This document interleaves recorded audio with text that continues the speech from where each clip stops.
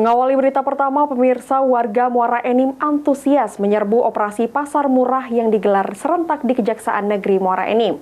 Warga bisa mendapatkan berbagai jenis kebutuhan pokok dengan harga di bawah pasaran.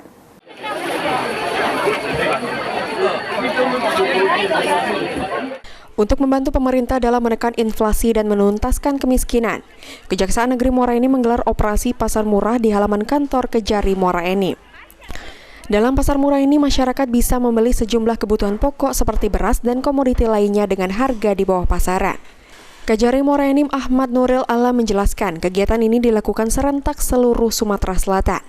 Aksi ini guna menekan inflasi yang terjadi sekaligus membantu meningkatkan daya beli masyarakat, terutama di bulan Ramadan hingga menjelang Lebaran saat ini. Ada 500 kupon yang disebar ke masyarakat Desa Kepur dan Desa Muara Lawai.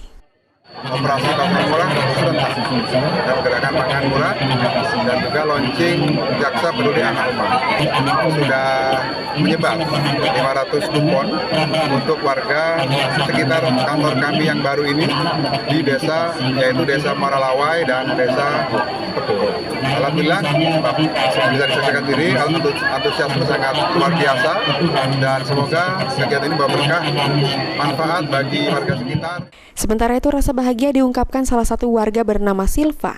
Dirinya bisa mendapatkan harga beras dengan murah dibanding harga di pasaran, sehingga bisa membeli kebutuhan lainnya.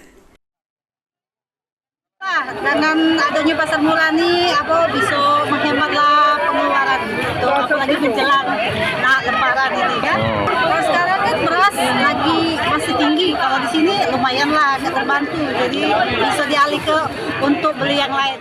Untuk harga beras per 5 kg di pasar mencapai Rp62.000 hingga Rp70.000 lebih, dan sedangkan di pasar murah, warga pemilik kupon bisa membayar hanya Rp54.000 per 5 kg.